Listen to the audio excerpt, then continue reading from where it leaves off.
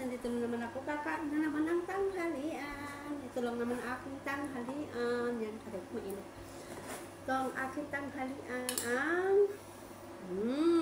Alam na. Ang palaya. O, diba? At syempre, kanin. At syempre, meron tayong pang-dessert na guwaman. O, diba? Paano papayat naman yan? Tapos, syempre, kain na tayo. Yan. Ang aking ampalaya. Yan. Hindi ako naglalagay ng itlog.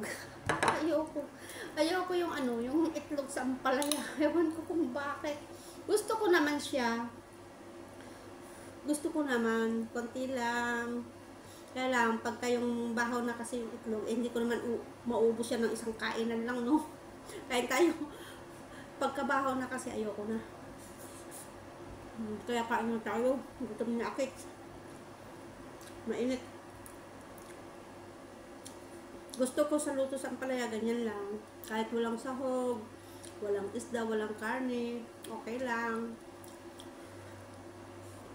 Basta may mantika, kamatis, ay, panalo na.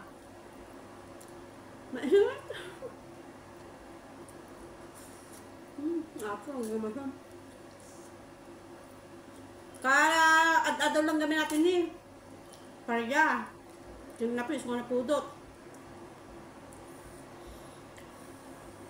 Mga tayo karuba.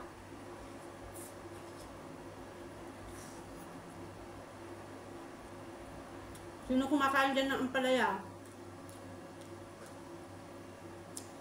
Ako, paborito ang ampalaya. Ura na pudot, sige.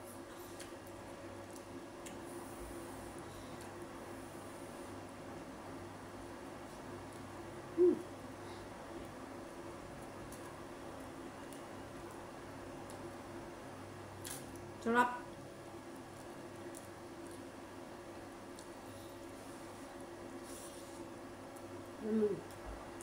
Hindi mas mahal.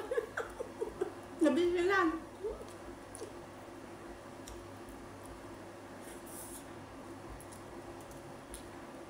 Napudot din na Paul.